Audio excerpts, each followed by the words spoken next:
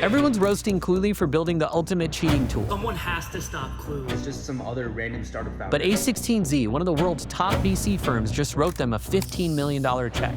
What do they see that nobody else does? Are they backing the future of cheating or a new blueprint for startups? In this video, I'm breaking down why Cluely has become the world's most hated startup and why the outrage is exactly what they want. I love the hate, bro. I'll thrive on the hate, bro. Like, I love the attention and the controversy, bro. First up, let's speedrun what Cluely actually is. It's an undetectable AI assistant that literally listens to your conversations and feeds you real-time answers on what to say. Meetings, sales calls, job interviews, even dates. The company's tagline is cheat on everything.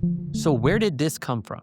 This is Roy Lee. He created it in February 2025 to cheat on job interviews. Then in March, he was kicked out of Columbia after using it to land roles at Amazon, Meta, and TikTok. Columbia University has found you guilty of academic integrity violations. Do you have anything to say? On a podcast, he described a key learning from college. Gaming the system is better than playing fair. I can make this big protest against leak code, and at the same time, I can do something that I suspect will be super viral. So the guy who was expelled for cheating is now building a tool to help everyone else do the same thing. And the marketing, they're hiring 50 interns, each posting at least 4 TikToks a day, all with the same theme. Look how I cheated my way through this. Roy's goal is 1 billion views across socials as fast as possible. And if you want an example of how bold they've been so far, they ran an ad helping a guy fake his love of jazz on a date.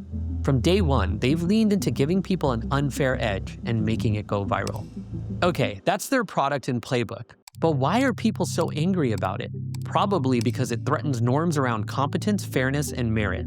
Cheating just feels wrong to a lot of people.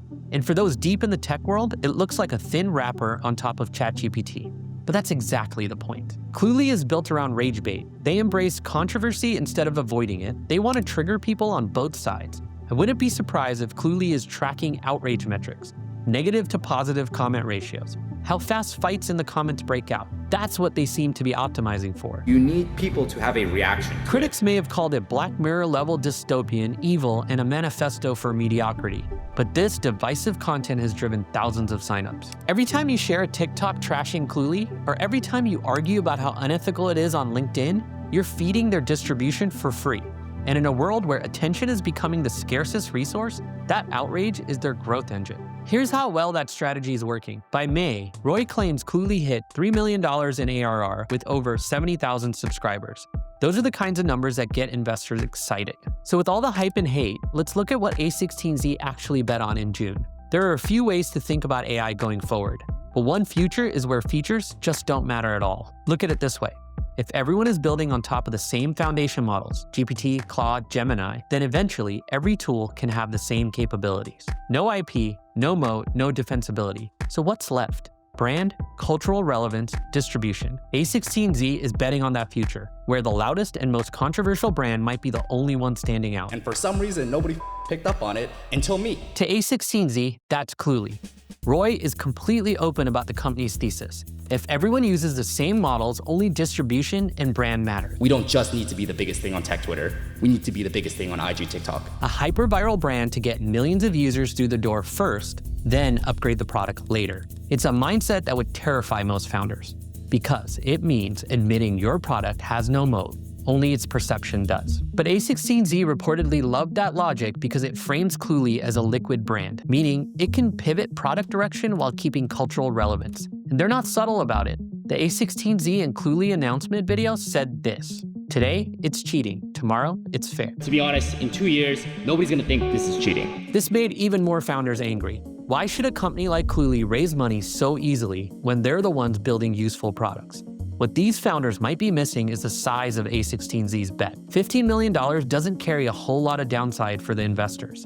But if Cluely wins, A16Z would have invested in a category-defining consumer AI brand, while everyone else is stuck optimizing features no one cares about. Of course, this is just one vision of the future. Because let's be real, the criticism is valid. Cluely could absolutely flop. The product still has to catch up to the hype. Think about it like this. You can rage bait your way into 1 billion views, but you may not be able to rage bait your way into retention. A16Z knows that. We're still in this early stage of AI where I think momentum is the moat. Here's the thing. This isn't a novel or new strategy. There's a pattern they're betting on. It's a culture hack. Cluely is running a playbook we've seen before. Liquid Death turned water into rock and roll. Duolingo turned their owl into an unhinged meme. MSCHF, the art company, turned hype into a business. They all use postmodern marketing to grab cultural relevance. It's just Cluely goes further by messing with moral boundaries, not just aesthetic ones. That might be why it feels so uncomfortable to so many people, but also why it's such a fascinating test case for founders.